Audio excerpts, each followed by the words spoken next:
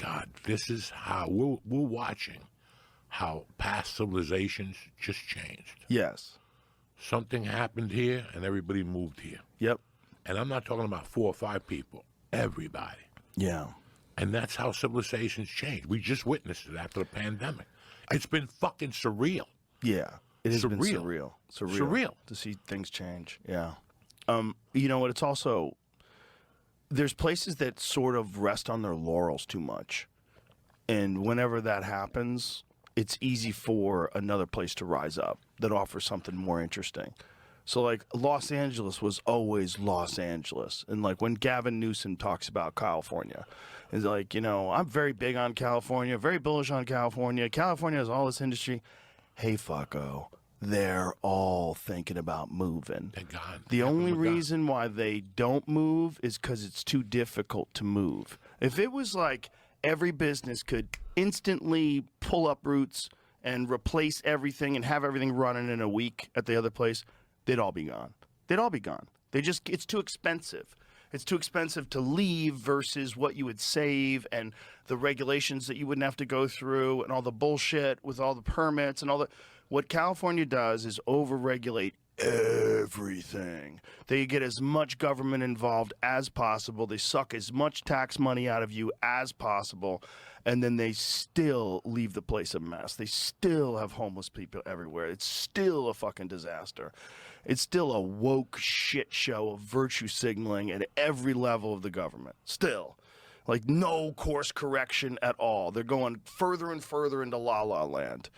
And you're like, Jesus Christ, you guys. And so then a place like Austin becomes attractive, you know, because, like, it's not like that here. And people are very reasonable. And Austin, the best thing about Austin is it's a blue city in a red state. So it's, like, balanced. Like, this is a saying they have out here, keep Austin weird and surrounded. So Austin is surrounded by rednecks with guns, and like it keeps the tone more medium.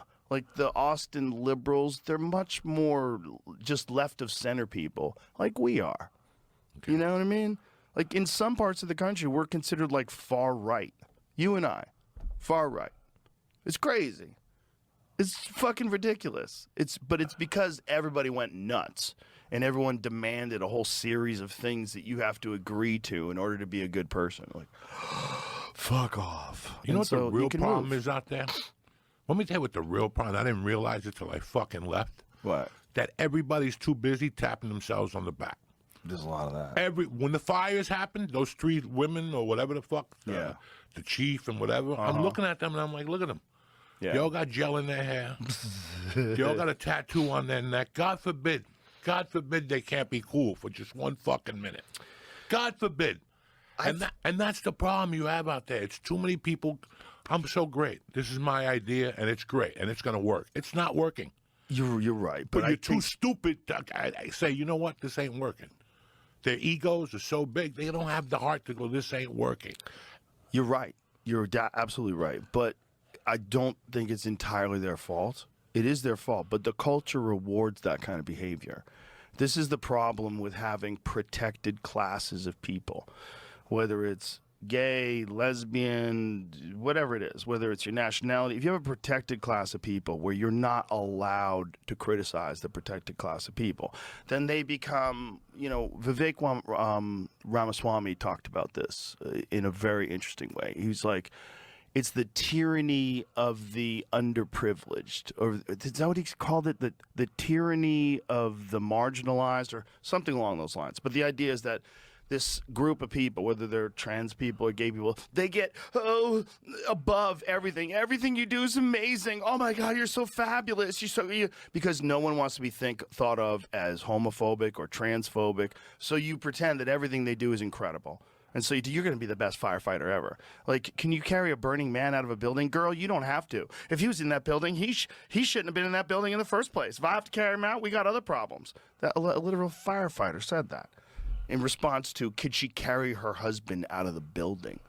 Like, no, you can't. And so you shouldn't be a firefighter. Just like you shouldn't be a bouncer if you can't fight. You shouldn't be a firefighter. You shouldn't be a firefighter if you can't carry someone out of a building. If you can't run up a flight of stairs because you're 260 pounds and 5'7" and a woman. No, you shouldn't be a firefighter. You should have to be in like really good shape to be.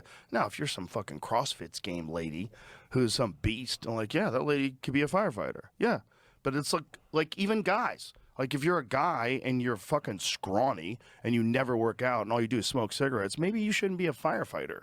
You know, maybe you can't get up that fucking flight of stairs either. It should be like it's a physical job where you're rescuing people. You have to be able to physically carry people. You have to rescue them.